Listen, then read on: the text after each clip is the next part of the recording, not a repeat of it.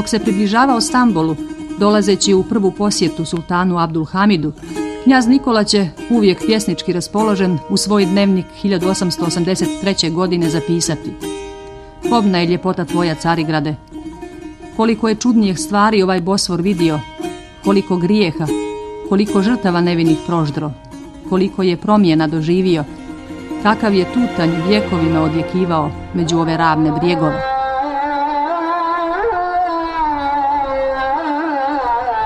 Sultan je knjazu Nikoli tokom te posjete poklonio dvorac na Bosforu, jahtu, razmijenili su ordenje, razvilo se čak i blisko prijateljstvo između dva vladara. Bio je to naravno slučaj bez presedana u dotadašnjoj istoriji ove dvije zemlje. Crnogorsko-osmanski odnosi počeli su znatno ranije i bili su daleko od prijateljskih. Tokom 14. vijeka stvaran je novi politički raspored na Balkanu. Turska i Crna Gora našle su se na suprotstavljenim stranama i tako će ostati tokom nekoliko narednih vijekova. Njihovi odnosi počeli su neprijateljstvom koje je ličilo na sudar dva nepomirljiva svijeta. Međutim, treba znati da su se, osim sudara, između ta dva svijeta događali i susreti. Jezgro iz kog je nastalo Osmansko carstvo jedan je Anadolski emirat, formiran krajem 13. vijeka, na prostoru između Crnog mora i vizantijske provincije Bitinije. Na čelu tog emirata bio je Osman, po kojem je dobila ime čitava dinastija, a kasnije i carstvo. Početkom 14. vijeka Anadolski emirat širi se prema teritoriji Vizantijskog carstva. Osvajanjem Galipolja počinje prodor Osmanlija na Balkan.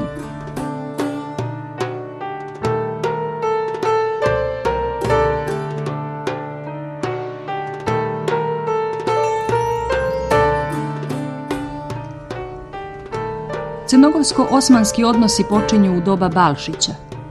80. godina 14. vijeka, u vrijeme vladavine Balše II, Osmanlije počinju da ugrožavaju Zetsku državu na jugu i jugoistoku. Sa odredom od 1000 vojnika, Balša II krenuo je prema Beratu. Sukobio se sa višestruko brojnijom osmanskom vojskom. Zetska vojska izgubila je bitku na Saurskom polju, a Balša II je poginuo. Njegov nasljednik, Đurađ II, nekoliko godina nakon bitke kod Berata, morao je Turcima ustupiti Skadar, Drivast i Sveti Srđ na Bojani. Tada se vlast Balšića, koji su nekad bili gospodari teritorije od Dubrovnika do Prizrena, svela samo na Bar i Ulcinj. Đurađ II je bio prinuđen da se istovremeno brani od Osmanlija i od gornjozetskih feudalaca Crnojevića, koji ustaju protiv njega. Do kraja 14. vijeka Osmanlije su zauzele Trakiju, Bugarsku, Makedoniju i nastavili da povremeno upadaju na teritoriju Srbije, Bosne i Crne Gore. 1453. osvojen je Konstantinopol ili Carigrad i time srušen posljednji ostatak Vizantije. 6 godina kasnije pokorena je Srbija, a zatim i Bosna. Opsada Carigrada trajala je 54 dana. Osvajač je tukao grad topovima većim nego što ih je svijet ikad do tada vidio. Zauzimanje najjače fortifikacije u srednjem vijeku značilo je pobjedu tog modernog oružja.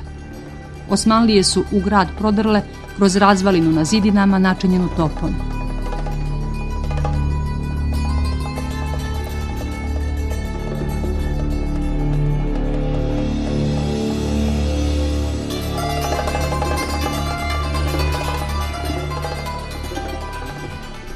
Final conquest was achieved by the powerful Ottoman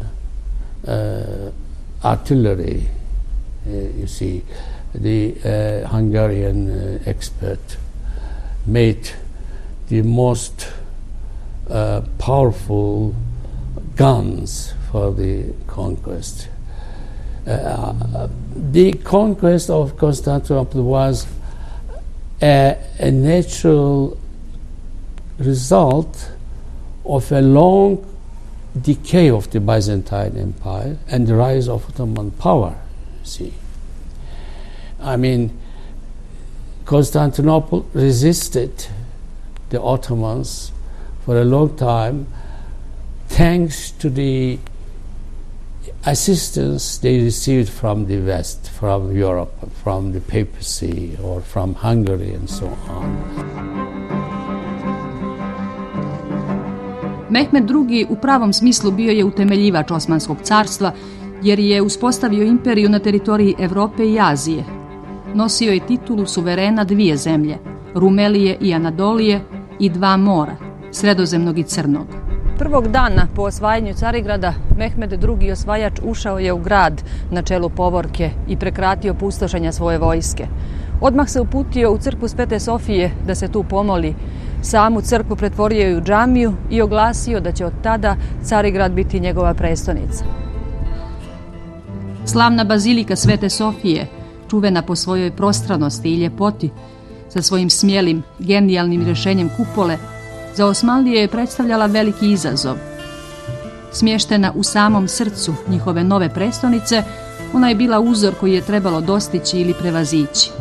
Zato će na samo 100 metara od nje izgraditi sultan Ahmetovu, takozvanu plavu džamiju.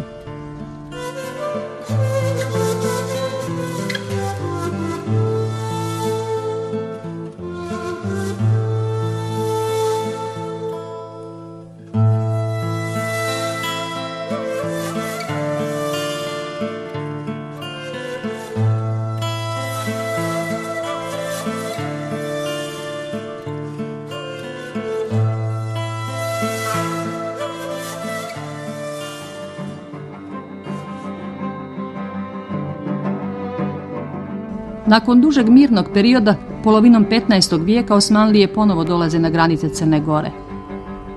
Stvaranje turskog obruča oko njene teritorije počelo je osvajanjem Meduna 1455. Već tada je bilo jasno da će biti nemoguće zaustaviti tursku ekspanziju. Crnogorskom državom u to vrijeme vladaju Crnojevići. Izuzimajući uzani primorski pojas od Bojane do Kotora, koji je ostao u posjedu Venecije, Osmanlije su bile opkolile sve granice, na Budošu, Zeti, Morači i Skadarskom jezeru. Kad su osvojili i Žabljak Crnojevića, Ivan Crnojević morao je da se povuče dublje u unutrašnjost. Međutim, samo godinu dana kasnije, 1479. Turci su nakon osvajanja Skadra zaposjeli Crnu Goru, a Ivan Crnojević morao je da napusti zemlju.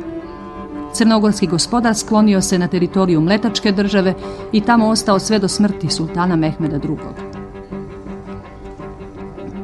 Kad se vratio u Crnu Goru, Ivan Crnojević nastavio je rat protiv Turaka, zadržao planinski dio Gornje Zete, kasnije stare Crne Gore, sa prestolnicom na Cetinju. Tu je podigao dvor, a od 1484. i manastir određen za sjedište Zetske mitropolije. Ivan Crnojević ipak je morao pristati na vazalni položaj prema Osmanskom carstvu. Plaćao je godišnji danak sultanu, ali mu je ovaj ostavio potpunu unutrašnju vlast. Crna Gora imala je čak i krivično pravnu autonomiju. Jedna oblast šerijatskog prava, koja je dozvoljavala poglavaru muslimanske države da sam odredi kaznu za neka krivična djela, bila je prepuštena crnogorskom vladaru. I to je bilo područje te zakonodavne aktivnosti osmanskih sultana koji su oni obilato koristili, naročito od vremena Sulejmana I koji dobio u osmanskoj tradiciji, on je poznat kao zakonodavac Kanuni u turskoj tradiciji, a Zapad ga, s obzirom da je zaprijetio zauzimanjem centralne Europe, čije velike dijelove zauzeo, došao i do Beča, su ga zvali Magnificent, veličanstveni. Za vrijeme njegove vlade poznata su dva takva autonomna krivična zakonika. Jedan je bio za Jonski otok Kefaloniju u Jonskom moru, a drugi je bio upravo za Crnu Goru 1523. godine koji je objavio Branislav Đurđev svojevremeno. Davno. Za neki sličan zakon, osim za ova dva zakona za Kefaloniju i Crnu Goru, ne zna se u osmanskoj tradiciji. Iz toga se vidi da su Osmanlije nastojali na neki način prepustiti te dijelove tom vojvodi koji je imao sjedište u Žabljaku. Crna Gora sve do gubitka državne nezavisnosti više nije pokušavala da se oslobodi vazalnog položaja, niti da naruši mir koji je nakon osmanskog osvajanja ovdje vladao. Konačan dokaz o lojalnosti Ivan Crnojević pružio je kad je svog najmlađeg sina, Stanišu, poslao sultanu u Carigrad.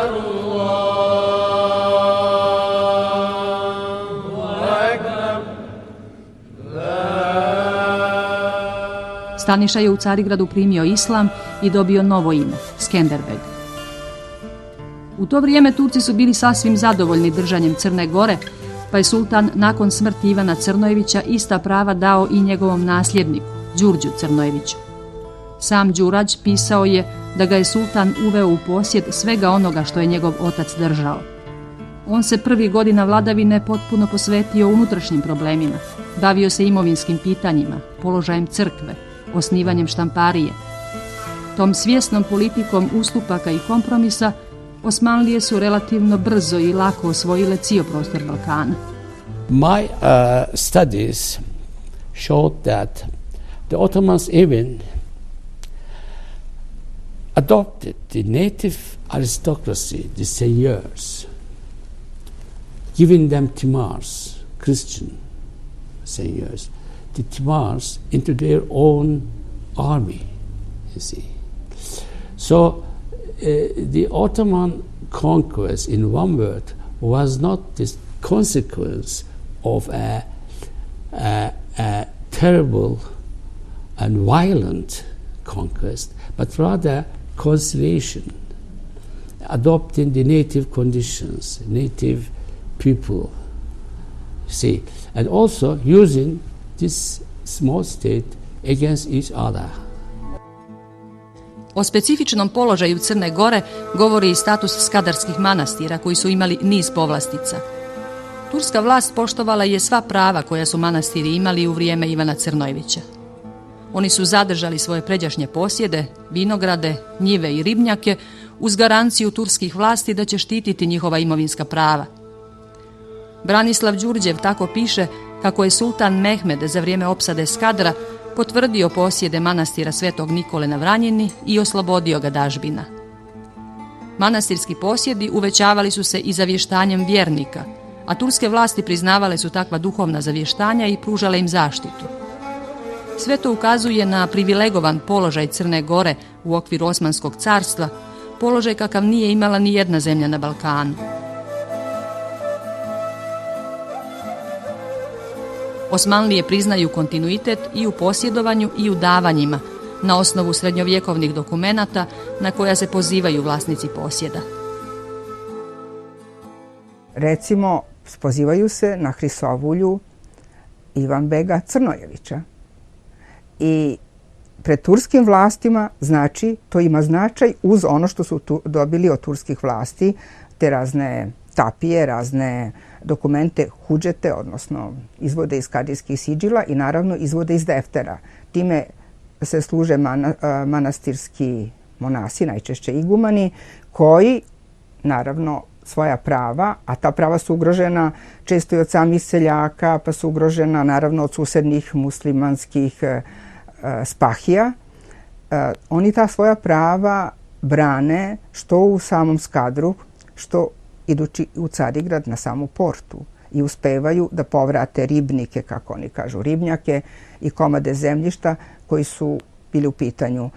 To je zanimljivo i kažem, to nisam sretala na drugim prostorima, da se oni pozivaju na srednjovekovna dokumenta koja imaju važnost pred turskim vlastima.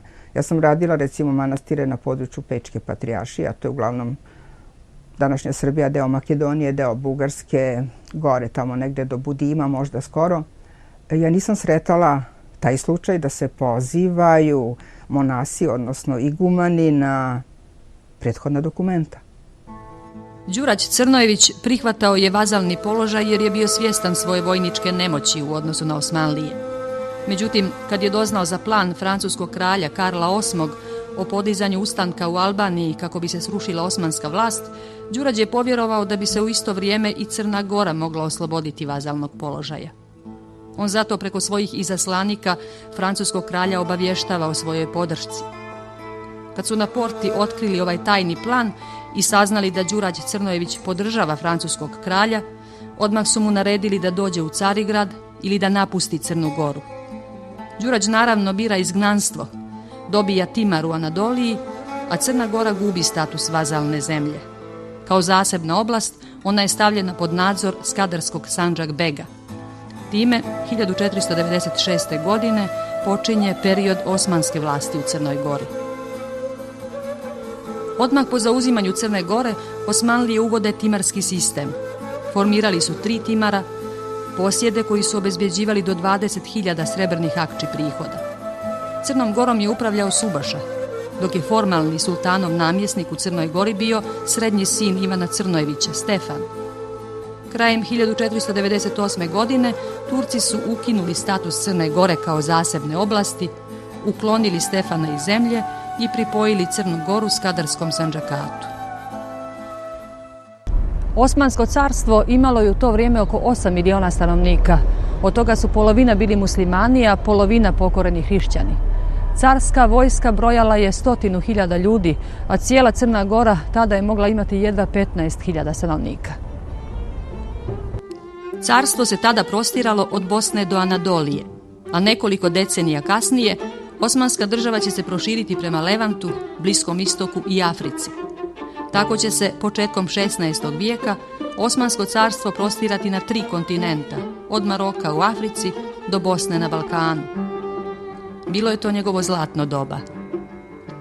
Savremena historiografija, istraživanjem izvora ne samo zapadnog, već i istočnog porijekla, polako zamjenjuje do sada preovlađujuću, europocentričnu, crno-bijelu predstavu o tom vremenu, jednom iznijansiranom, složenijom slikom koja otkriva da Osmansko carstvo nije bilo samo svijet osvajanja, vojne nadmoći i surovosti, već i svijet sa složenom unutrašnjom organizacijom i administracijom. Bila je to muslimanska država, ali su hrišćani i Jevreji u njoj imali status zaštićene manjine. Profesor Mustafa Imamović navodi primjer Fermana, kojim sultan Mehmed II garantuje slobodu vjeroispovijesti Franjevcima u Bosni, sve dok se budu pokoravali sultanovim naredbama. Evo, i ovdje u prevodu piše kao komentar, nije prevod, prevod je sadržaj, ali kao komentar da je ova ahtnama izdata 400 i nešto godina prije deklaracije o ljudskim pravima u Francuskoj revoluciji, prije američke deklaracije o nezavisnosti, ljudskim pravima i tako dalje.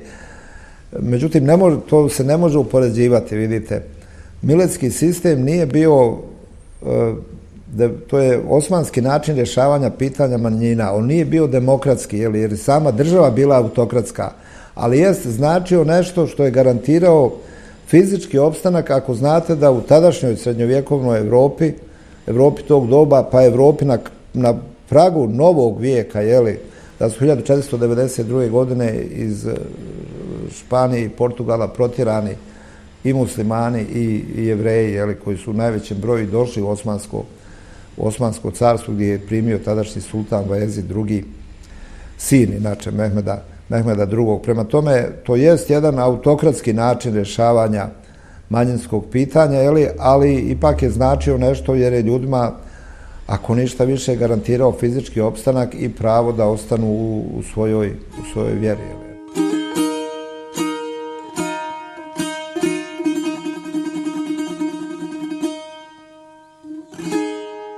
Osmanska država u to vrijeme uvažava različitosti pojedinih zemalja. Pored muslimanskog šerijata kao vrhovnog zakona, važili su i posebni propisi, kanuname, svetovno pravo koje je bilo usklađeno sa šerijatom, ali je davalo preciznije odgovore na neka pitanja koja ostavljaju dileme u tumačenju. I ono treća vrsta prava koje je vrlo značajno za osmansku državu jeste običajno pravo, orf, kako kažu Osmanlije, odnosno danas Turci, da je uvažavalo postojeće stanje, postojeće običaje kod drugih naroda. Zatim, Osmanska imperija, pored te pravne strukture u vrijeme kada je uznapredovala i kada je poštovala te zakone, uvažavalo je običaje sredine, njegove zakone i zakonitosti. I to ne samo u pogledu vjere, ne samo u pogledu načina života, nego i u pogledu poslovanja. ljudi koji se bavili bilo kojom vrstom posla prije nego što bi došli po sultanovu vlast, nastavili bi to i u novoj sredini i u mnogim pokrajinama carstva, čak bi izvjesno vrijeme i uznapredovali. To nam daje i odgovor zašto do 16. stoljeća, ili bolje rečeno do kraja toga vijeka, nemamo tako neki veliki pobuna, ustanaka ili onih elemenata koji su išli na rušenje te imperije.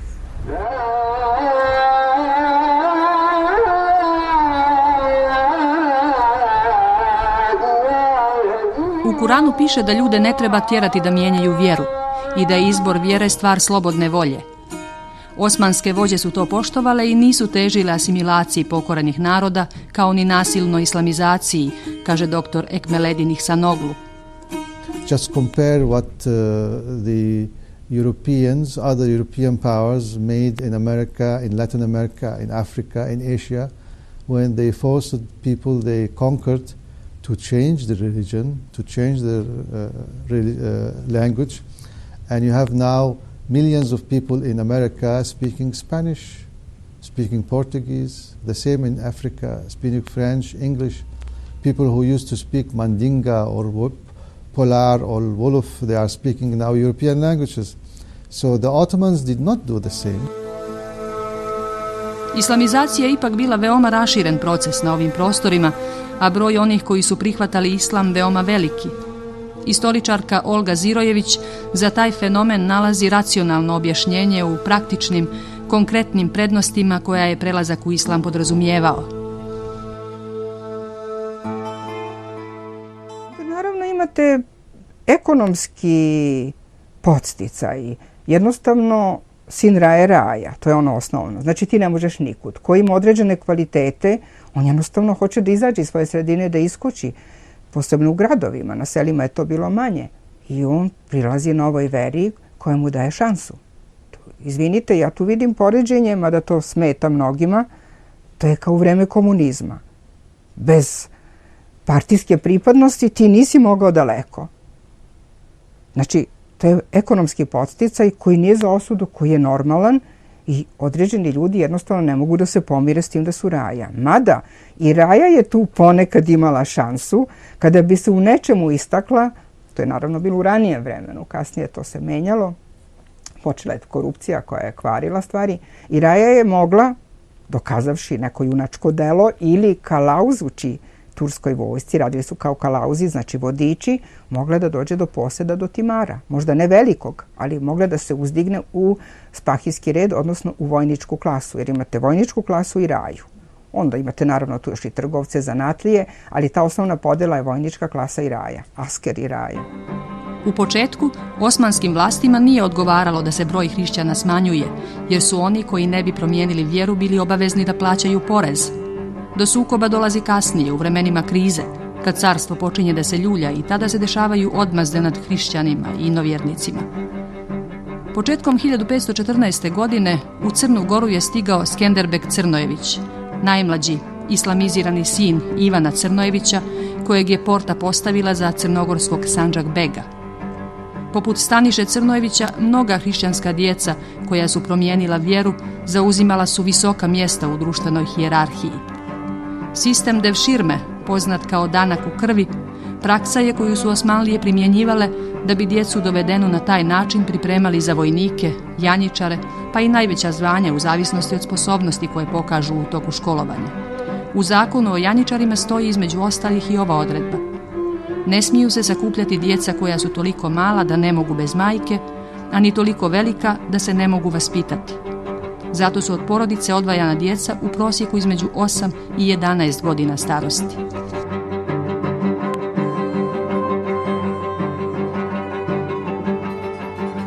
U vrijeme kad je turska vojska bila najbrojnija, od oko 200.000 vojnika, broj onih koji su došli putem devširme bio je blizu 8.000.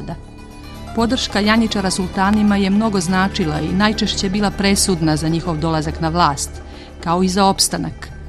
Turskog istoričara Yavuza Ercan'a pitamo zašto su kao danak u krvi uzimana samo djeca hrišćana. Hristiyan toplulukların çocukları bu konularda çok daha başarılıydı. O insanlar, o topluluklar da bu konuda başarılıydı. Onun için devlet Hristiyan çocuklarından toplamayı tercih etti. Zaten yasada da sadece Hristiyan çocuklardan devşirme toplanacağı belirtilmektedir. Ve bu uygulama önce Balkanlarda başladı. Sonra Anadolu'da da uygulanmaya başladı. Ancak Balkanların her bölgesinden çocuk devşirilmedi. Yine özel bölgeler seçildi. Nüfus bakımından homojen olan bölgeler, karışık olmayan bölgeler tercih edildi. Anadolu'da da aynı. Bir örnek vermek istiyorum. Söz gelişi Karadeniz bölgesindeki Rumlardan Hristijan oldukları halde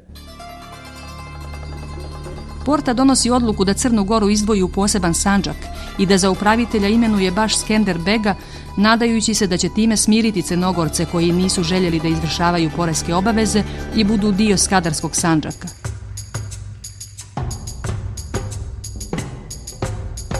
Tokom čitave prve decenije 16. vijeka bile su česte bune protiv osmanske vlasti, a najveće razmjere otpor je dobio 1513. godine.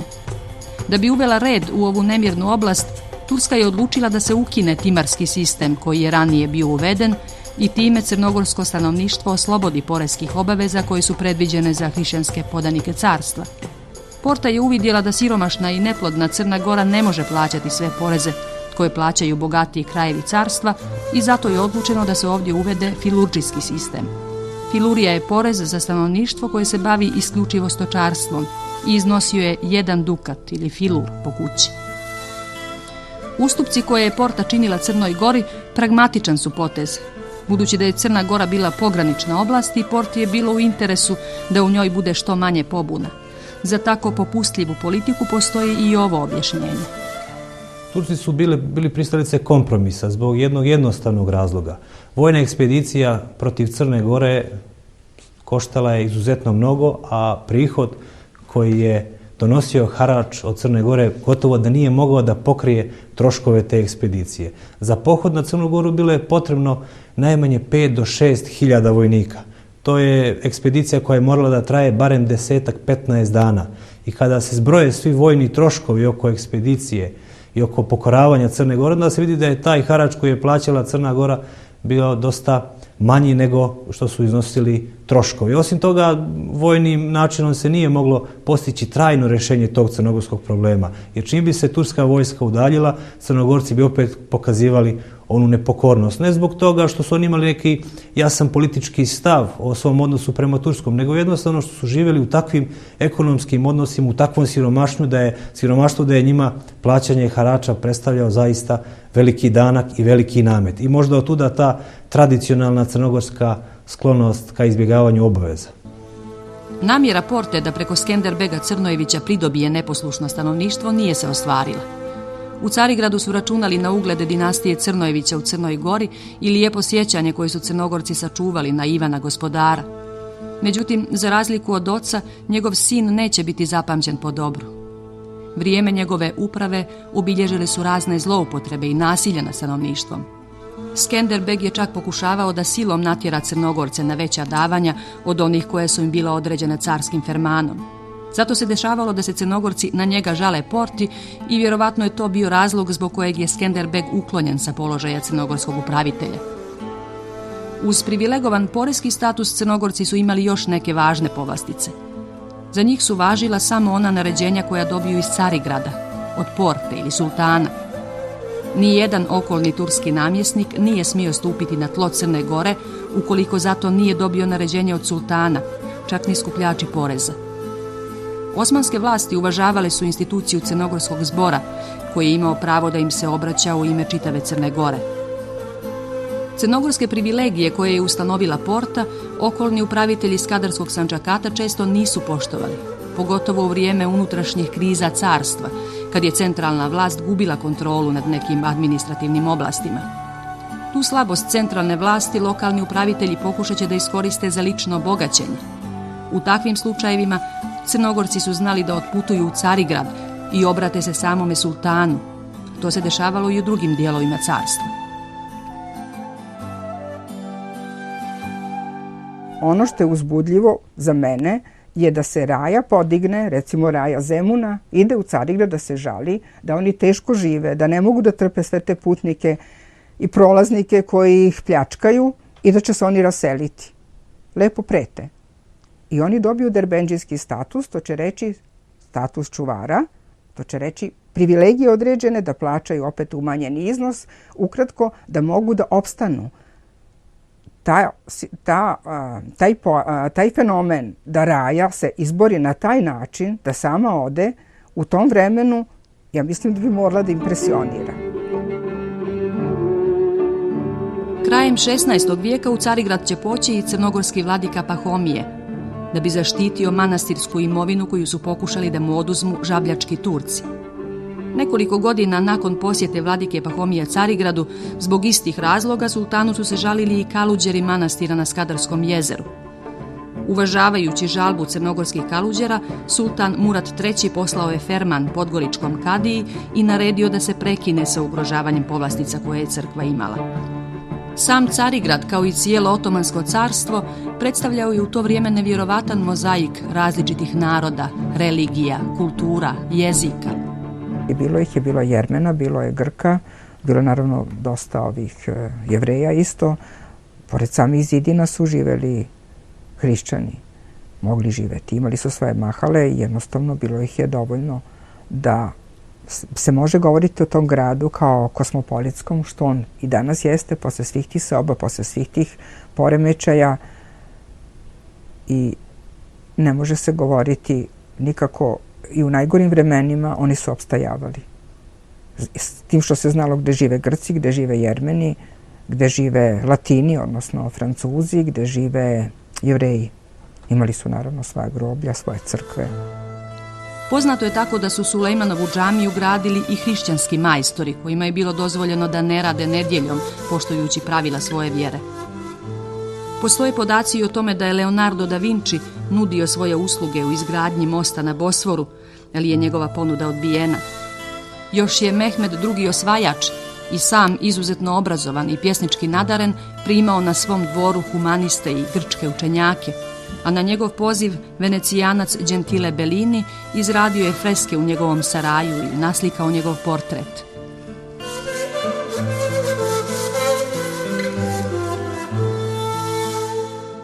Carigrad će puna 4 vijeka ostati jezgro ove imperije. Njeni vladari u potpunosti su shvatali strateški značaj ovog grada i nadali su se da će moći da vladaju svijetom sve dok im flota bude usidrena u ovom zalivu. Politika Porte rijetko je bila uzrok crnogorskog nezadovoljstva. Sporovi su se uglavnom vodili sa okolnim upraviteljima. Međutim, kako centralna vlast vremenom počinje da gubi apsolutnu dominaciju i kontrolu nad pojedinim dijelovima ogromnog carstva, ona više nije bila u stanju da zaštiti Raju od zuluma upravitelja. Fermani koje je sultan slao u Skadar ostajali su mrtvo slovo na papiru. Crnogorci su bili prinuđeni da stečena prava pokušaju da odbrane oružjem. Do prvog većeg sukoba Crnogoraca i Turaka došlo je početkom 17. vijeka. Skadarski Sandžak Beg pokušao je da natjera Crnogorce da mu isplate nekoliko hiljada talira preko utvrđene sume, ali su Crnogorci odbili njegov zahtjev. Vojsku koju je Sandžak Beg poslao na Crnu Goru porazili su u Lješkopolju. Crnogorci su tada izgubili iluziju da ih sultan može zaštititi i ulaze u otvoren sukob sa Osmanskim carstvom. Borba za odbranu povlastica tada prerasta u borbu protiv Osmanske države. Na ogromnom prostoru koji je zahvatalo Osmansko carstvo bilo je veoma teško uspostaviti potpunu kontrolu iz Carigrada. Državna teritorija bila je heterogena i neintegrisana. Problema sa lokalnim upraviteljima naravno nije bilo tako mnogo krajem 15. vijeka, kada je carstvo bilo podijeljeno na 2 beglerbegluka ili pašaluka, ali jeste krajem 16. kada ih je bilo 32. Od sredine 16. vijeka počinju i problemi sa državnim financijama. Tada se pojavljuju veliki budžetski deficiti. Pokazalo se da su prihodi carstva nedovoljni za podmirivanje njegovih rashoda. Državni aparat bio je preglomazan i neefikasan, a vojska ogromna. Tako je, na primjer, 1597. godine u državnu kasu ušlo 2,5 miliona zlatnika, a samo za flotu trebalo je obezbijediti 1,2 miliona. Taj deficit najčešće su pokušavali da nadoknade povećavanjem nameta, a to je onda izazivalo socijalne bune i nestabilnosti. Sa finansijskom krizom Osmanska imperija postaje inferiorna i na bojnom polju. Halil Inalcik, najznačajniji turski istoričar, objašnjava kako je možda ispravnije reći da je Zapad nakon 16. vijeka napravio ogroman napredak, nego da je Osmanska država toliko oslabila.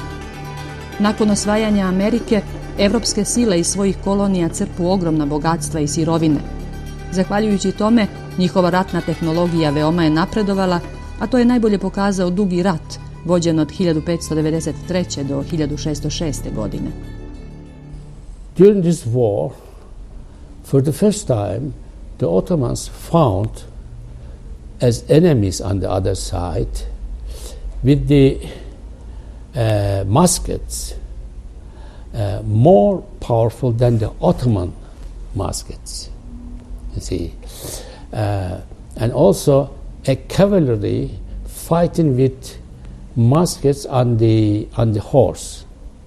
What I mean by that, the European armies became so modernized at the time in weapons, in tactics, in building fortifications. Na to da crnogorska borba za odbranu privilegija preraste u borbu za potpunu slobodu od turske vlasti, pored socijalnih faktora značajno su uticali i mletačko-turski ratovi, koji su vođeni tokom 17. vijeka. U dva velika mletačko-turska rata, Crnogorci se u sve većem broju svrstavaju na stranu Republike. U toku Kandijskog rata, vođenog polovinom 17. vijeka, grupa crnogorskih glavara na čelu sa mitropolitom Visarionom donijela je odluku o zbacivanju osmanske vlasti. U predstavci koju su 1648. godine uputili kotorskom providuru, oni traže da ih Mletačka republika primi pod svoje okrilje, jer im je nemoguće da žive pod Turcima koji ugrožavaju njihova prava. Bio je to prvi zvanični akt u kojem Crnogorci izjavljuju da žele potpunu slobodu. Za vrijeme Morejskog rata Crnogorci će još odlučnije stati na stranu Republike. To će stvoriti nepremostivi jaz između Crnogoraca i Osmanlija. Oslanjanje Crnogoraca na Veneciju bio je povod da Turci pokrenu veliku akciju protiv Crne Gore. Skadarski Sulejman Paša Bušatlija sa nekoliko hiljada vojnika uputio se ka Cetinju. Suprotstavio im se odred Baja Pivljanina, sastavljen od Hajduka, Bokelja i Nikšićana.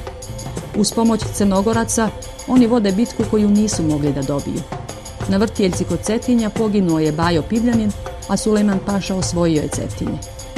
Ubrzo će Sulejman Paša preduzeti i napad na Kuče, ali je tamo pretrpio strahovit poraz. Nakon toga Crnogorci na zboru 1688. godine donose odluku o opštem ustanku. Neposredno poslije ove odluke, vojska Skadarskog paše napala je na crnogorska plemena, ali su je Crnogorci u blizini Krusa porazili. 1692. Sulejman Paša još jednom iz Skadra kreće na Crnu Goru. Nastupajući prema Cetinju, savladan je otpor Riječke i Crničke nahije i opet osvojeno Cetinje. Od tada, pa do kraja Morejskog rata, Crnogorci se nisu znatnije vojnički angažovali. U Morejskom ratu trijumfovala je ratna koalicija koju su formirale Rusija, Austrija, Poljska, Mletačka republika i Papska država.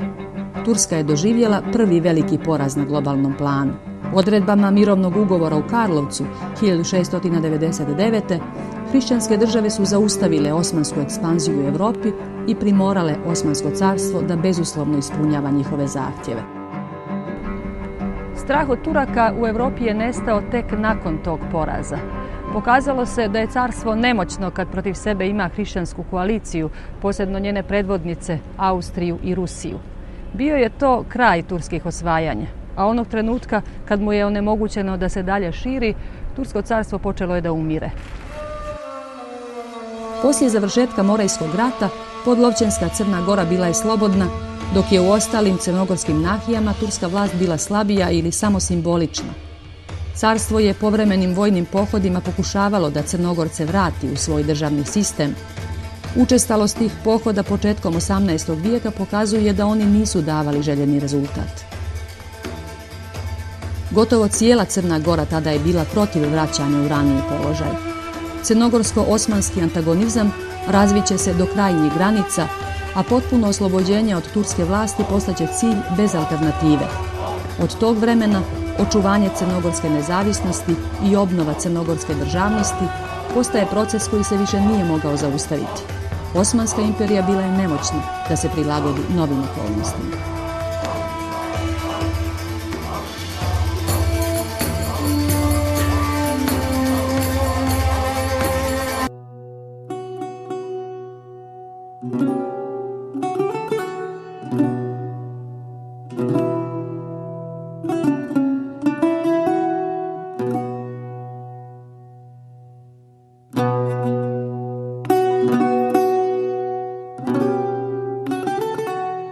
Ideja o nezavisnoj crnogorskoj državi javila se na početku 18. vijeka.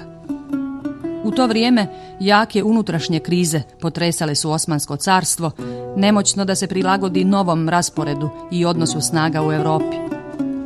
Širenje Osmanskog carstva u Podunavlju nakon Karlovačkog mira je zaustavljeno i time je ugrožena njegova globalna pozicija i njegov status velike sile. Jedan britanski istoričar slikovito će to opisati riječima: Osmansko carstvo je poput bicikla, ukoliko se ne kreće, ono pada. To je istorijski okvir koji će znatno doprinijeti političkom emancipovanju Crne Gore i razvijanju ideje o Crnoj Gori kao nezavisnoj državi. Početkom 18. vijeka crnogorsko-turski odnosi dobijaju novu formu i drugačiji karakter. Tada je već adekvatnije bilo reći da su Turci pokušavali da uspostave vlast u Crnoj Gori, nego da su tu vlast i imali. Glavni cilj svih turskih napada i pritisaka bio je vraćanje Crne Gore pod okrilje Porte. Međutim, taj cilj je bilo teško ostvariti, pogotovo od vremena kada je crnogorsku nezavisnost počelo da podržava i moćno Rusko carstvo. Odnosi sa Rusijom uspostavljeni su 1711. godine i time je crnogorska nacionalno-oslobodilačka borba dobila neophodan, realan spoljnopolitički oslonac i podsticaj. Prvi mitropolit iz porodice Petrović-Njegoš, vladika Danilo, formirao se u vrijeme potpune konfrontacije između Crnogoraca i Osmanlija, dok je trajao Morejski rat. Bio je to dovoljno dug period da se kod njega učvrsti svijest o slobodi i potreba da se toj ideji daju prepoznatljive konture, da se ona politički formuliše. Uz lično političko iskustvo, po mišljenju istoričara Živka Andrijaševića, na formiranje ovakvog stava uticala i njegova istorijska svijest. Vladika Danilo je imao svijest o Crnojevićima kao o posljednjim gospodarima Crne Gore i svijest o državnoj tradiciji koju oni personifikuju. Cetinsku mitropoliju doživljavao je kao jedinu instituciju te države koja je i nakon pada pod tursku vlast nastavila da postoji. Poznato je da on čak odbija da ga za vladiku hirotoniše Pećki patrijarh, kojeg je postavila osmanska vlast, i da odlazi u Pečuj. Sebe je smatrao gospodarem slobodne Crne Gore. U prilog mu je išla i nova politička situacija u Europi, oslabljena pozicija Osmanskog carstva poslije Karlovačkog mira. Crnogorci su jednostavno osjetili tu slabost i oni odbijaju da plaćaju harač. Oni su iz Morejskog rata, može se reći, izašli potpuno slobodni, barem Katunska nahija više nego ostali dijelovi Crne Gore. I Turci naravno pokušavaju silom da ih natjeraju da plate harač, što oni odbijaju. Zbog toga Turci od početka 18. vijeka preduzimaju nekoliko pohoda protiv Crne Gore i čak razmišljaju da rasele Crnu Goru i da Crnogorce nasele na Kosovo. Zatim su Turci preduzimali dosta žestoke vojne operacije protiv Crnogoraca, međutim oni su, čim bi došla turska vojska, u nekoliko popustili, dali nešto harača, čim bi se vojska vratila na početnu poziciju, oni bi ostali nepokorni kakvi su i prije toga bili. Poseban status i tretman kod Rusa Crnogorcima je donijelo njihovo prihvatanje da na poziv ruskog cara odmah zarate protiv Osmanlija. Ruski car je bio uputio poziv svim hrišćanima na Balkanu, ali su se jedino Crnogorci tom pozivu odazvali. Bili su to znaci jednog novog političkog opredjeljenja Crne Gore. Da takva Crna Gora ne bi remetila tišinu koja je na ovom dijelu Balkana vladala i postala primjer okolnim hrišćanima, Porta je odlučila da je strogo kazni i preduzela više vojnih ekspedicija. U ljeto 1712. Ahmed Paša je sa 20.000 vojnika uspio da prodre na Cetinje i sruši manastir. Međutim, čim je napustio Crnu Goru, Crnogorci će nastaviti po starom, pa kroz 2 godine dolazi do novog turskog napada. Vojska Numan Paše Ćuprilića od 30.000 ljudi za kratko vrijeme došla je na Cetinje. Na hiljade Crnogoraca bilo je ubijeno, a njihove kuće zapaljene. Vladika Danilo je pred Ćuprilićevom vojskom napustio zemlju i otišao u Rusiju da traži pomoć. Bilo je to najveće stradanje Crne Gore od početka sukoba sa Osmanlijama. Nemiri na crnogorsko-turskoj granici neće se prekidati ni kasnije, iako je nasljednik vladike Danila, vladika Sava, bio pobornik crnogorskog popuštanja Turcima. Njegovu saradnju sa bosanskim vezirom poremetio je vladika Vasilije, koji je ubijedio crnogorske glavare da ne treba da plaćaju harač i da uživaju potpunu rusku zaštitu. Na vezirove prijetnje vladika Vasilij odgovara ironičnim i prkosnim pismom i poručuje mu da se ne boji turskog koca i konopca. Vasilijev stav podržali su svi crnogorski glavari koji su na zboru 1756. odlučili da se Osmanlijama ne daje danak. Leaders united these tribes against the Ottomans, and also they received support from Russia, of course, all the time. The Russians were active in Montenegrin mountains, you see. The Ottomans could not control this. So actually, in fact, these tribes, Montenegrin tribes, lived an independent life. But in theory, they made part of the Ottoman Empire since 15th century. Prema bilješci Serdara Stana Radonjića, crnogorski glavari tada su govorili: nećemo da platimo danak i hoćemo da naviknemo Turke na ovo. Dakle, Crnogorci su htjeli da naviknu Osmanlije da je Crna Gora nezavisna zemlja koja nema nikakvih obaveza prema carstvu.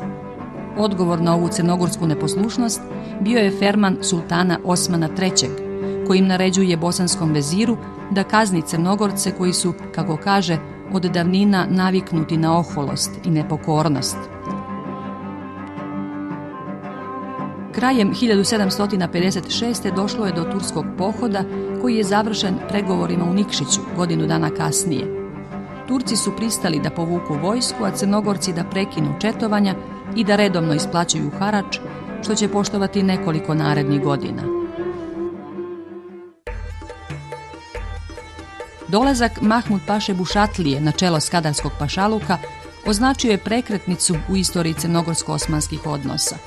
Tada počinje nemirno doba koje će završiti bitkama na Martinićima i Krusima i potpunom crnogorskom nezavisnošću. 1785. Mahmud Pašina vojska je došla na Cetinje, gdje se zadržala 6 dana. Zapaljen je Cetinski manastir i oko 100 kuća u okolini Cetinja.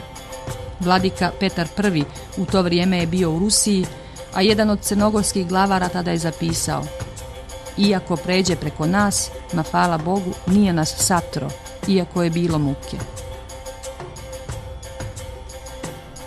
Deceniju kasnije Bušatlija će ponovo krenuti protiv Crne Gore i neposlušnih brdskih plemena iza kojih je stajalo Cetinje. Ovog puta Crnogorci su bili složni i organizovani. Do bitke je došlo jula 1796. na Martinićima, kada je Pašina vojska pobjeđena, a on sam ranjen. Istoričari se uglavnom slažu da je to rezultat ogromne crnogorske odlučnosti, junaštva, riješenosti da odbrane zemlju. Ja mislim da su već tada, na kraju 18. vijeka, Crnogorci uvidjeli da je u pitanju njihova egzistencija pred jednom moćnom silom kakva je bila Bušatlina i da su oni jednostavno borili se na život i smrt. Mahmud Pašina vojska već nije imala taj motiv koji su imali Crnogorci. Zbog toga su crnogorske pobjede na Martinićima i Krusima bile tako sjajne i značajne, pogotovo pobjeda na Krusima, kada je učestvovalo oko 23.000 turskih vojnika, odnosno bušatlinih vojnika, a oko 6.500 Crnogoraca. Od tih 23.000, preko 3.500 je poginulo na vojnom polju. U bici na Krusima poginuo je i sam Mahmud Paša Bušatlija. Nakon ove bitke, kako bilježi Vuk Karadžić, okolni Turci su Crnu Goru smatrali potpuno nezavisnom državom. Nikada više Osmanlije, ni oni iz okolnih pašaluka, ni oni iz Carigrada, neće tražiti od Crne Gore izjave pokornosti, niti makar i simbolične dažbine. Istina, Porta formalno neće priznati državni subjektivitet Crne Gore u međunarodnom značenju, ali će se prema njoj odnositi kao prema nezavisnoj državi, a ne odmetnutoj oblasti. Prvih decenija 19. vijeka nije bilo većih sukoba. Vladika Petar I svim silama se trudio da na granici održi mir i da Crnogorci, kako on kaže, ne zadijevaju Turke. Posebnom poslanicom obavijestio je Crnogorce i Brđane o sporazumu koji je sklopljen 1808. Njime se obje strane obavezuju da će se uzdržavati od neprijateljstva i ohrabruje slobodno kretanje i s jedne i s druge strane granice.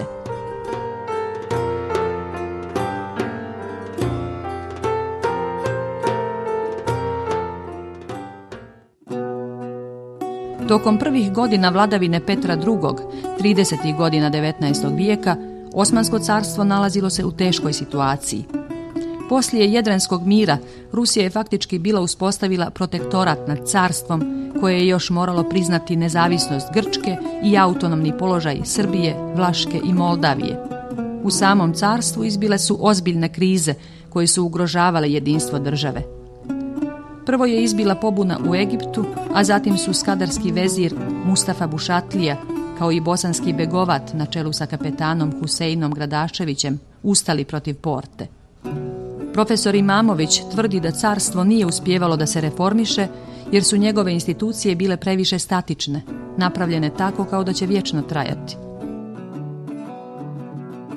U Osmanskom carstvu već krajem 18. stoljeća, za vrijeme sultana Selima III. Sazrijeva uvjerenje da su potrebne neke reforme u evropskom smislu riječi, ali otpori su veliki tome, jer se niz kategorija stanovništva smatra ugroženo. Eto, govorili smo o otporima u Bosni, bosanskih ajana, ali nisu samo bosanski ajani se opirali, i rumelijski tamo su se također opirali, zatim po Anadoliji, Egiptu, i gdje imamo svugdje, bune, i Osmanska carevina stalno kasni u tim reformama, o evropskim reformama kroz cijelo 19. stoljeće, od vremena sultana Selima III. To je jedan baš turski historičar nazvao najdužim stoljećem Osmanskog carstva. To je bila jedna uzaludna trka u stvari da se uhvati korak sa evropskim reformama. U takvim okolnostima novi crnogorski vladika Petar II. Petrović Njegoš pokušava da izvuče neku korist za Crnu Goru, pa krajem 1831. napada Podgoricu, ali neuspješno, kao i godinu dana kasnije. Ruskom caru Petar II. Će objasniti kako su Zetsku ravnicu Turci oteli Crnogorcima još u vrijeme Ivana Crnojevića, pa je prirodno da on pokuša da je Crnoj Gori vrati. Ovaj neuspješni napad na Podgoricu simbolično označava novo doba u crnogorsko-osmanskim odnosima. Od tog vremena Crnogorci se ne brane od Turaka na svojoj teritoriji, već ih napadaju na njihovoj. Ključni princip u vrijeme vladike Petra II. Postaje pozivanje na istorijska prava Crne Gore na okolne oblasti, prvenstveno Grahovski kraj i Zetsku ravnicu. Osporavanje tog crnogorskog prava od strane Osmanlija bit će uzrok mnogih pograničnih sukoba, ali i diplomatskih misija. 19. yüzyılda artık Osmanlı Devleti çok güçlü bir devlet değildir. Hem ekonomik olarak hem de askeri olarak. Dolayısıyla Karadağ'daki bu hareketler belli bir zaman sonrasında yavaş yavaş Osmanlı Devleti'nin kendi iradesi dışında, kendi gücü dışında bir şekil kazanmıştır. Nitekim 1840'lardan sonra Karadağ'da meydana gelen isyan hareketleri sebebiyle merkezden gönderilen müfettişler bu bölgelerde değerlendirmeler yapmışlar ve çok önemli raporlar hazırlamışlardır. Bu raporlar İstanbul'a gönderilmiş, hükümete gönderilmiş.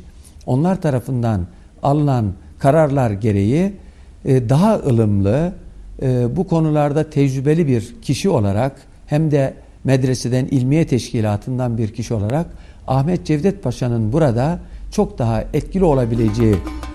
Sa Ali Pašom Rizmanbegovićem oko regulisanja granice prema Hercegovini bit će potpisana 2 ugovora o statusu pograničnih oblasti. U oba ugovora Crna Gora je bila označena kao nezavisna oblast, što je bilo prvo nezvanično priznanje njene nezavisnosti od strane Osmanlija. Na granici prema Skadarskom pašaluku ovakvih uspjeha neće biti.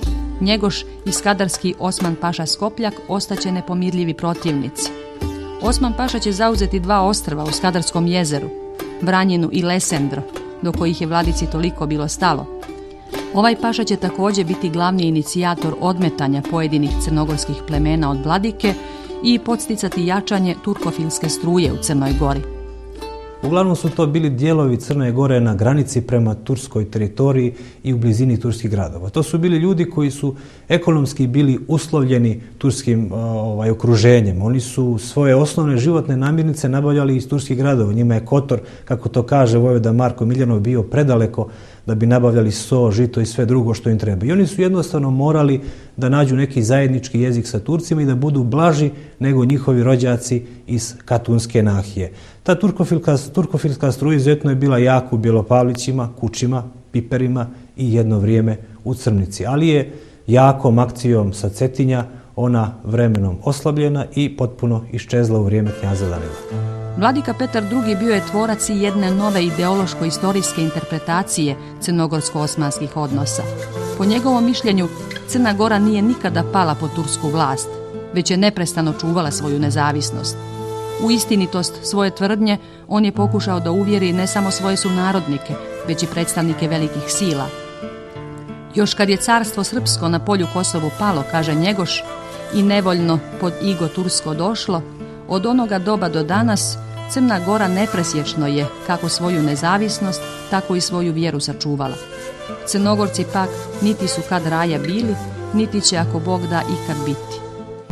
Velike sile, izuzev Rusije, i dalje su imale stav da je Crna Gora samo odmetnuti dio Turskog carstva, a ne nezavisna država. Posebno je Francuska vršila veliki pritisak da crnogorsko pitanje bude tretirano samo kao unutrašnja stvar Turskog carstva. Njegošev nasljednik, knjaz Danilo, uspijeva da crnogorsko-osmanske sukobe od pograničnih sporova pretvori u političku akciju za sticanje međunarodnog priznanja Crne Gore.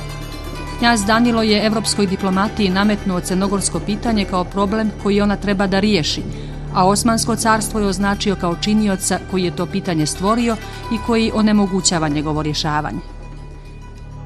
Od druge polovine 18. stoljeća Rusija preuzima vodeću ulogu u rješavanju takozvanog istočnog pitanja, u rušenju osmanske vlasti na Balkanu i Crnomorskom bazenu.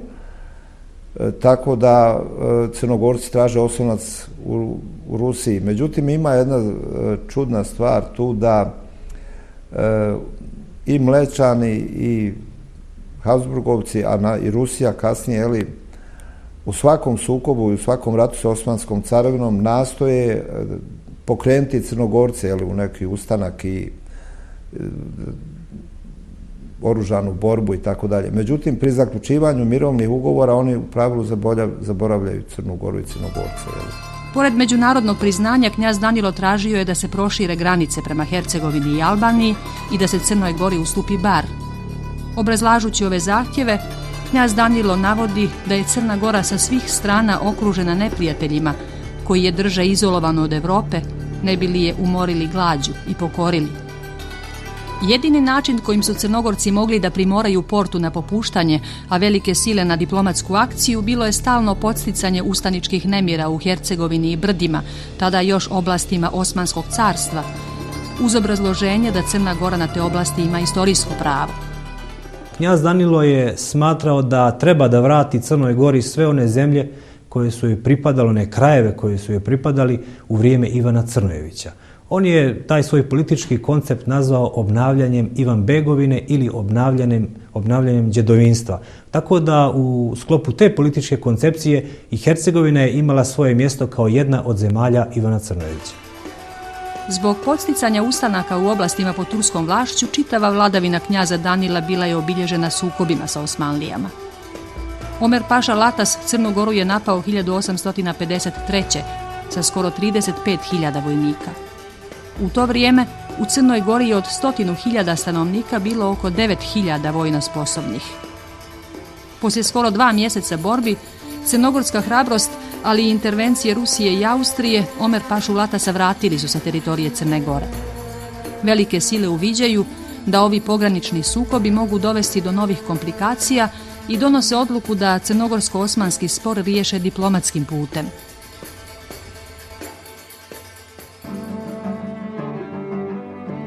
Poslije poraza Rusije u Krimskom ratu, glavnu riječ na Balkanu vodila je Francuska.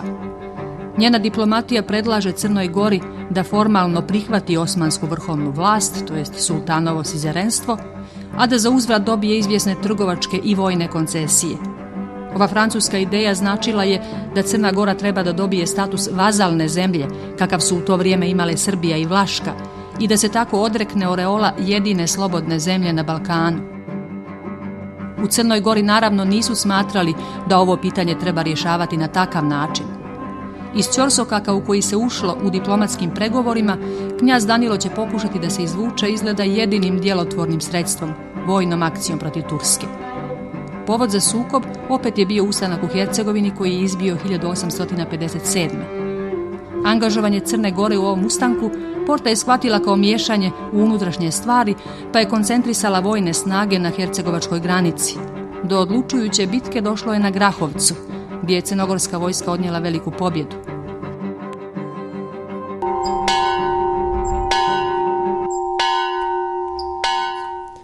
Pobjeda na Grahovcu je kruna, može se reći, crnogorske nacionalno-oslobodilačke akcije 19. vijeka i dokaz da Crna Gora može svoja egzistencijalna i svoja politička pitanja rješavati svojim sopstvenim političkim i vojnim angažovanjem, naravno uz podršku barem jedne velike sile. Do odlučujuće bitke došlo je 13. maja po novom kalendaru 1858. godine, kada je oko 7.500 Crnogoraca do nogu potuklo tursku vojsku koja je brojala oko 8.000, ne 12.000 kako se uglavnom govorilo.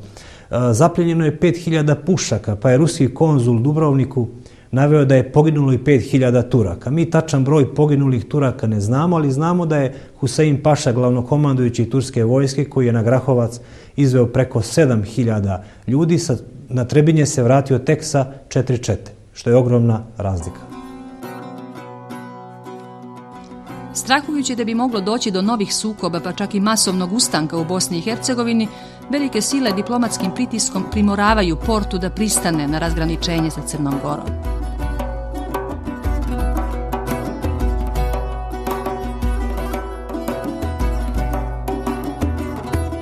U Carigradu je krajem 1858. godine održana konferencija ambasadora velikih sila na kojoj je utvrđena nova međunarodno priznata granična linija između Crne Gore i Turske. Učesnici konferencije posebno su vodili računa da se u tekstu zapisnika samo razgraničenje ne može protumačiti kao međunarodno priznanje. Bez obzira na to, diplomatska verifikacija granice Crne Gore prema Osmanskoj carevini predstavlja značajan korak naprijed u njenoj borbi za sticanje međunarodnog priznanja.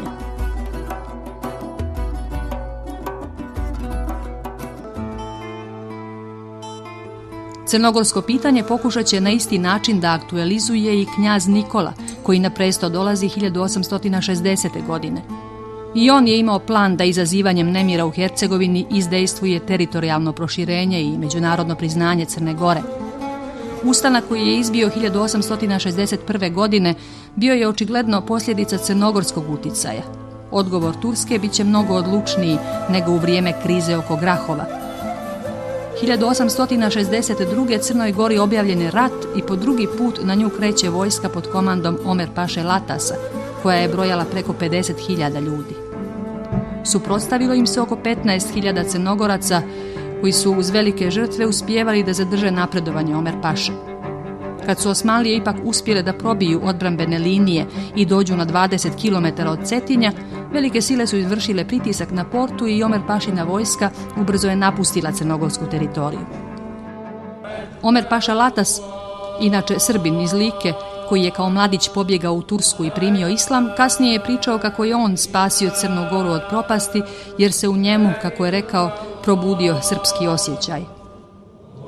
Sa mojim osjećanjem da sam Srbin, odugovlačio sam dalji napad na Crnu Goru i slao u Carigrad izvještaje da nije vrijedno da turska vojska gine za gole crnogorske stijene i vrleti.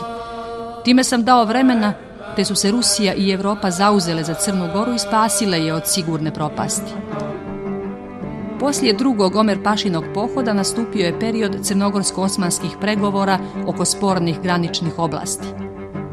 Knjaz Nikola je 1866. godine u Carigrad poslao i vojvodu Iliju Plamenca, koji je na porti trebalo da ubrza rješavanje spornih pitanja. Iako će sporovi ostati neriješeni sve do 70. godina 19. vijeka, ovi pregovori su uveli crnogorsko-osmanske odnose u jednu mirniju fazu. Tada su umjesto dvije vojske probleme rješavale diplomatije dviju država. Bilo je tada i s jedne i s druge strane izvjesnih prijateljskih gestova, pa čak i srdačnosti, iako je iza svega stajao politički interes. Crnogorsko-turski odnosi bili su mnogo kompleksniji nego što se to na prvi pogled činilo. Tako je do pred sam rat 1878. godine crnogorska država veliki dio najvažnijih životnih namirnica nabavljala upravo iz Turske. Pored toga u Carigradu je radilo svake godine po nekoliko hiljada Crnogoraca, a veliki broj njih se ovdje i školovao. Bili su u Carigradu i tokom ratne 1878. godine. Od 1855. Crnogorci koji su radili u Carigradu imali su svog zastupnika kojeg su turske vlasti zvale Hrvat Bašom. Naime, Crnogorci su se u Carigradu jedno vrijeme predstavljali kao Hrvati, odnosno Dalmatinci, kako bi izbjegli neugodnosti zbog svog porijekla. Kasnije je zvanje Hrvat Baše ukinuto, pa su Crnogorci na radu u Carigradu dobili svog kapetana. Crnogorci su najčešće radili u kamenolomima, zatim na izgradnji željezničke pruge, a veliki broj je u Galati radio na ruskim parobrodima, na utovaru i istovaru robe. Carigrad je za Crnogorce bio zanimljiv za pečalbu sve do 90. godina, kad su počeli masovno ići u Ameriku. Pošto su saznali od Paštorovića da su tamo zarade veće, okreću se novom kontinentu. U Carigrad su se vraćali samo oni koji su imali stalno zaposlenje. U svojim memoarima Niko Hajduković piše da su se i u Carigradu Crnogorci uglavnom orijentisali prema drugima.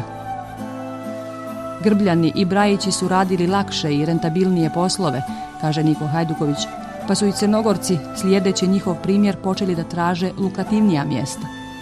Sa Cetinja je u Carigrad 20. godina došao Naum Gavrilović, terzija, pa su mnogi od njega naručivali crnogorsko odijelo i tako svečano obučeni tražili su i najčešće dobijali mjesta kao kavazi, portiri kod stranih poslanstava i carigradskih bogataša. Svugdje su se, kaže Hajduković, pokazali kao vjerni službenici i pošteni radnici.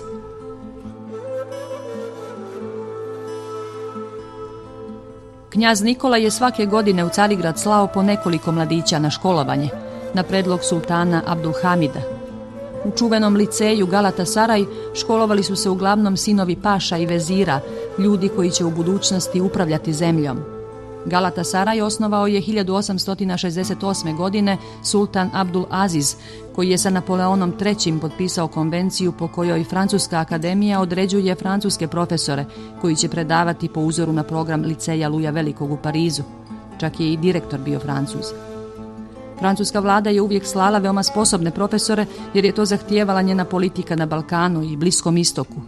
Ivo Jovićević piše kako su i strani profesori i đaci voljeli Crnogorce, znajući za njihovu vjekovnu borbu.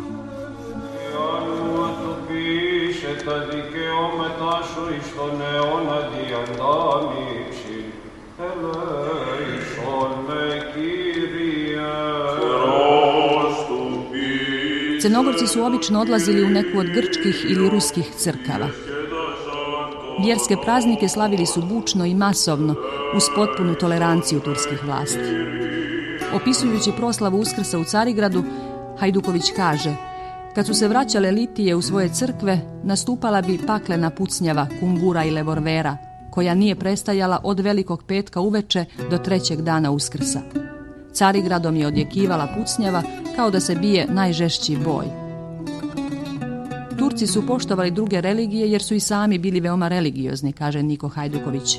On podsjeća da su za vrijeme 500-godišnjeg vladanja u pravoslavnim zemljama na Balkanu, sa malim izuzecima, ostavili sve bogomolje kakve su i bile, počev od remek dijela zadužbine Nemanjića u Srbiji. İslam hukuku bunu söylüyor.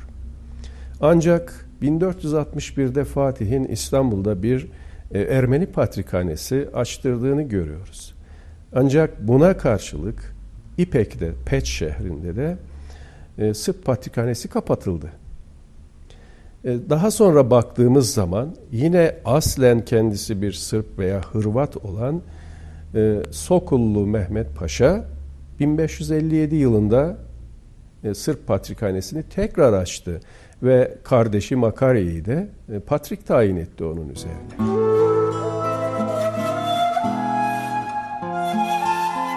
U Carigradu je sve te vjekove preživjela patrijaršija, čuveni Fener, kao i druge pravoslavne bogomolje.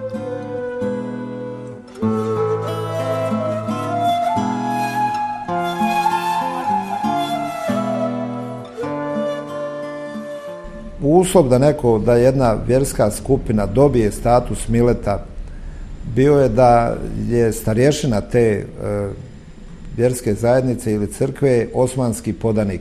Odate, na primjer, i danas vaseljenski patrijarh u Carigradu mora biti turski državljanin. To je uslov, inače na drugi način ne može biti imenovan ako nije turski državljan, bez obzira gdje se rodio, školova, odrastao i tako dalje, ali ako vas Sabor, sinod bira za patrijarha, on mora biti osmanski podanik. Na početku vladavine knjaza Nikole 1863. otvoren je i crnogorski konzulat u Skadru.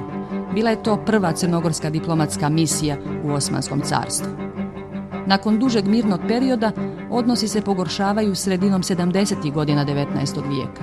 Krajem 1874. došlo je do ozbiljnog incidenta u Podgorici, takozvanog Podgoričkog pokolja, kad je ubijeno blizu 20 nenaoružanih Crnogoraca koji su se zatekli u Podgorici u znak odmazde za ubistvo jednog osmanskog zvaničnika. Crna Gora i Turska bile su na korak od rata. Do rata će zaista i doći 1876. a njegov povod opet će biti dugotrajni ustanak u Hercegovini. U ovaj rat Crna Gora je ušla sa namjerom da se proširi prema Hercegovini, sjevernoj Albaniji i Primorju i da konačno dobije zvanično međunarodno priznanje. Rat se za Crnu Goru uspješno završio. 1878. ona dobija zvanično priznanje i značajno teritorijalno proširenje. Bio je to rezultat uporne borbe i velikog rizika na koji je Crna Gora uvijek pristajala, ulazeći u ratove prije svih drugih balkanskih država. Of course. Even in 1875, before the Treaty of Berlin and the Russian-Ottoman War, the first Balkan nation who rose up against the Ottomans were the Montenegrins. It started in Montenegro, And the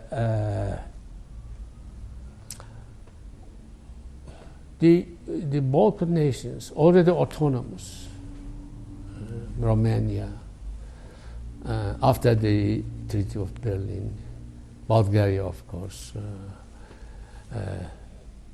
still dependent on the Ottoman Empire. And they wanted their full independence. And Russia exploited this trend.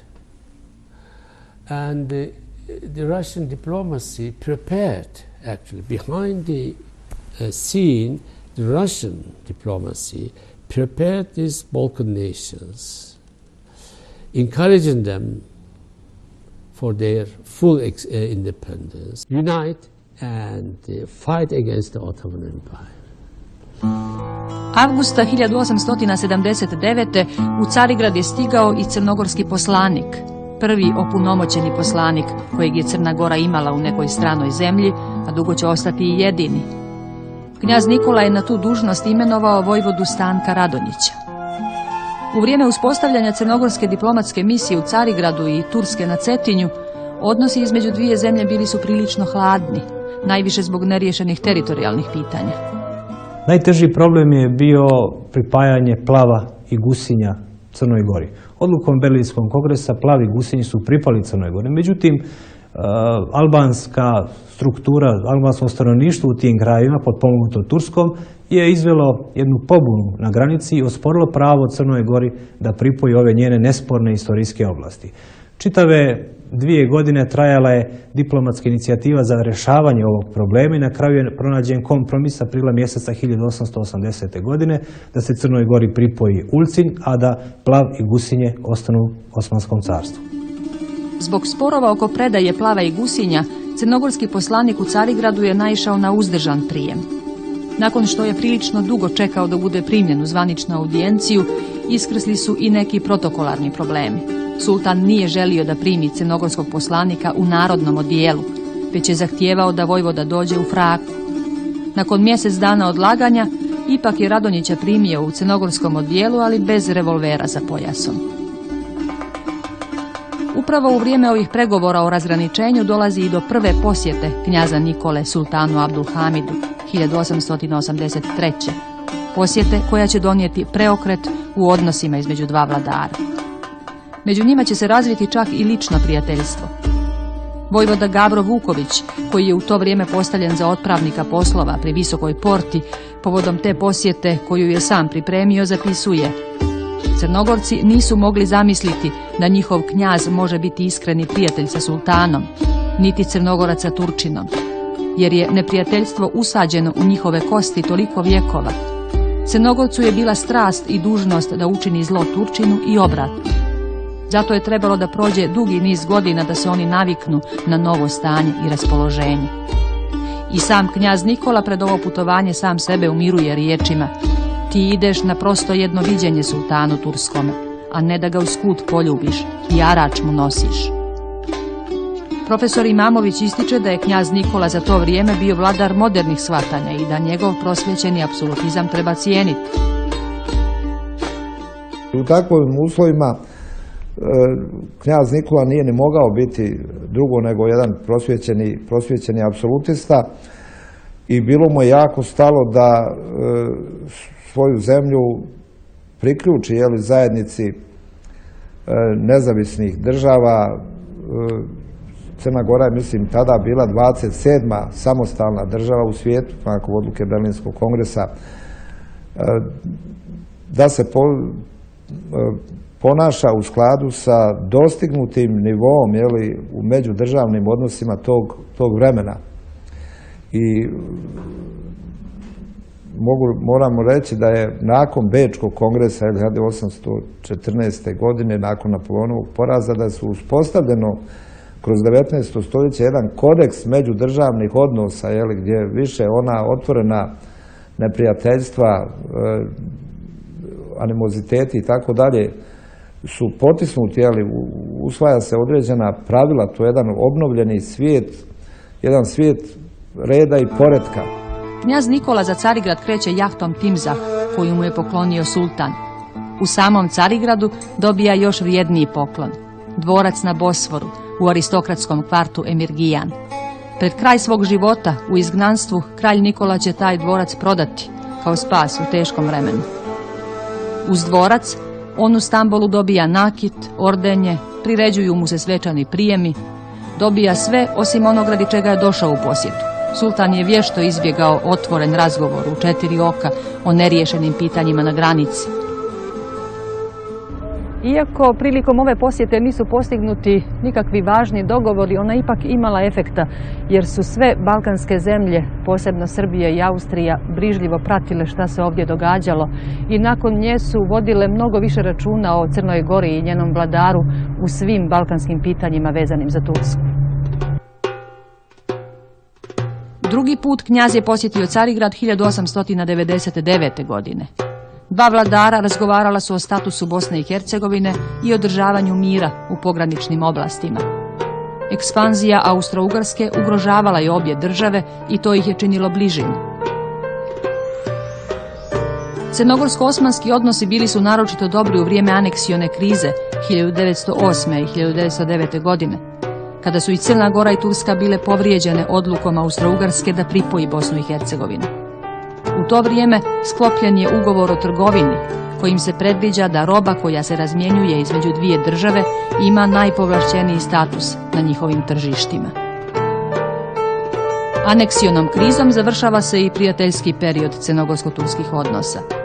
Upravo u to vrijeme, kada je aneksijom definitivno zatvoren put prema Hercegovini, Crna Gora odlučuje da od Osmanske imperije oduzme nove teritorije.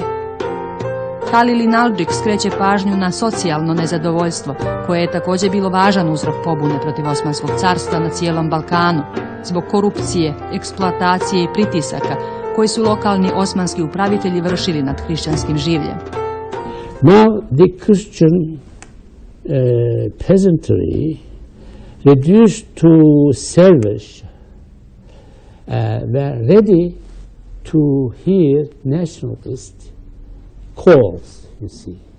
In Bulgaria, for instance, the nationalist intellectuals, the intellects, they were active in Paris, in Odessa, in Romania, and they were trying to instigate this peasantry, showing their miserable conditions, you see. So the peasant masses were ready to rise up, you see. That was my doctoral thesis, you see.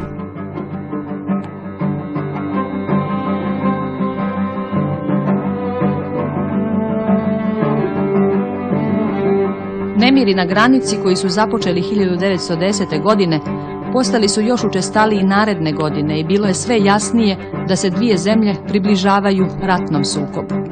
Ruski poslanik u Carigradu pisao je početkom 1912. kako je očigledno da Crna Gora traži povod za prekid odnosa s Turskom. Bio je u pravu. Crna Gora je odavno pretendovala na okolne oblasti i, kao i ostale balkanske zemlje, Srbija, Grčka, Bugarska, smatrala je Osmansko carstvo uzurpatorom teritorija koje im istorijski pripadaju. Prvih mjeseci 1912. ove balkanske zemlje su odlučile da zajedničkom vojnom akcijom ostvare davnašnji cilj, da vrate Osmansko carstvo u azijske okvire. Tokom avgusta 1912. postignut je dogovor između Srbije, Bugarske, Grčke i Crne Gore da sve balkanske saveznice objave rat Turskoj.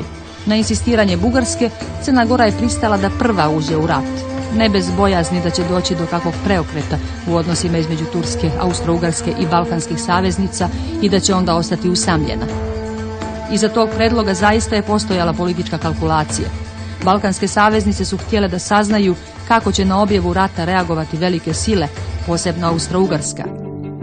2 dana prije crnogorske objave rata, Crna Gora i Srbija su sklopile vojni sporazum. Njime su bile utvrđene zone dejstva dvije vojske i uzajamna spremnost da se pomažu. Crnogorska vojska trebalo je svojom glavninom da dejstvuje prema Skadru i sjevernoj Albaniji, dok bi njen manji dio bio usmjeren prema Novopazarskom Sandžaku. Zadatak da zauzmu Skadar dobili su Zetski i Primorski odred, dok je istočni odred upućen prema Sandžaku. Za samo 10-ak dana ovaj odred ušao je u Mojkovac, Bijelo Polje, Berane, Plav i Gusinje, a zatim je crnogorska vojska krenula prema Metohiji.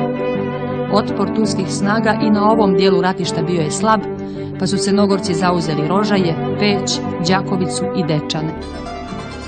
Aprila 1913. godine, nakon duže opsade, oslobođen je i Skadar. Time je faktički završen posljednji crnogorsko-turski rat. I u ovom ratu, kao i svim prethodnim crnogorsko-osmanskim sukobima, i jedna i druga strana ratovala je viteški. Tako je, na primjer, kada je završena najkrvavija bitka ovog rata, bitka za Skadar, turska vojska pod oružjem napustila grad. Esad Pašu, komandanta odbrane grada, ispratila je do osmanske teritorije grupa crnogorskih oficira. Na rastanku su jedni drugima odali vojničku počast. Crnogorski uspjesi i uspjesi ostalih balkanskih saveznika odredili su sudbinu Osmanskog carstva. Nakon više od 5 vjekova okončano je njihovo prisustvo na Balkanu. Ispostavit će se međutim da će kraj osmanskog prisustva na Balkanu označiti i najaviti i kraj crnogorske države. Onog trenutka kada se Turska povukla sa najvećeg dijela balkanskih teritorija, nezavisna Crna Gora je za velike sile, posebno za Rusiju, izgubila razlog da postoji.